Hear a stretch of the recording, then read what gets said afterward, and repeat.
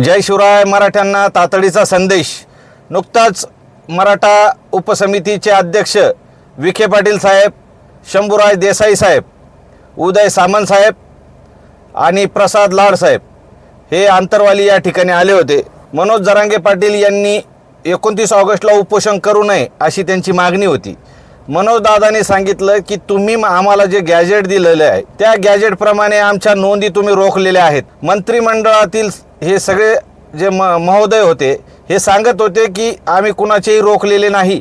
मनोज जरांगे पाटील यांनी बीडच्या अधिकाऱ्याला, जालन्याच्या अधिकाऱ्याला आणि संभाजीनगरच्या अधिकाऱ्याला फोन केला, प्रूफ दाखवले. त्यावेळेला विखे पाटील साहेबांनी त्या अधिकाऱ्यांना बोलले आणि मनोज दादांनी सगळं चित्र त्यांच्या समोर उभं केलं. आणि मनोज दादांचं सांगणं होतं की आम्हाला 58 लाखच्या 58 लाख नोंदी ताबडतोब पाहिजे, त्याच्यावरची एकही पाहिजे नाही. ओबीसीचा आम्हाला नया पैशाचं काही पाहिजे नाही. तर सर्वानुमते त्या ठिकाणी ठरलं. मनोज दादा आपल्या भूमिकेवर ठाम आहेत. 29 ऑगस्टच्या उपोषणाच्या विखे पाटील साहेब म्हणत होते आम्ही इतक्या नोंदी दिल्या, तितके दिल्या. मनोज दादांनी ते सगळं लेखी मागितलं, ते बघितलं. त्या ठिकाणी 18 का 19 लाख नोंदी ह्या मिळालेल्या त्यांनी दाखवल्या.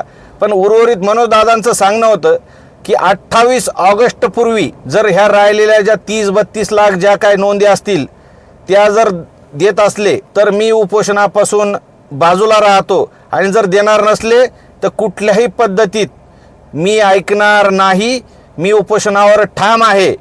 तर विखे पाटील साहेब, प्रसाद लाड साहेब, उदय सामंत साहेब आणि शंभूराज देसाई साहेब यांनी सांगितलं की 27 तारखेला आम्ही मराठवाड्यातल्या सगळ्या अधिकाऱ्यांची बैठक संभाजीनगर या ठिकाणी घेतो, आढावा घेतो आणि नोंदी कशा पद्धतीने देता येईल आणि तुम्हाला उपोषण कसं नाही करू देता येईल याच्यावर आम्ही विचार करतो.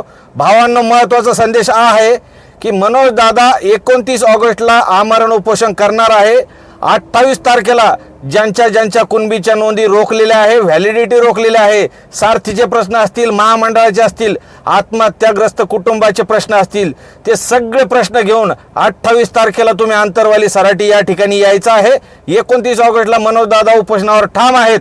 त्यानंतर तुम्हाला जसा वेळ मिळेल, 30ला या, 1 तारखेला या, 2 तारखेला या, पण 6च्या 6 कोटी मराठ्यांनी आंतरवाली या ठिकाणी यायचं आहे. आपले कामधंदे बाजूला सोडायचं आहे. ही शेवटची लढाई आहे, आर पारची लढाई आहे. इथे आपल्या सेनापतीला एकटं पडू द्यायचं नाही. हा संदेश सगळ्यांपर्यंत शेअर करा. जय शिवराय.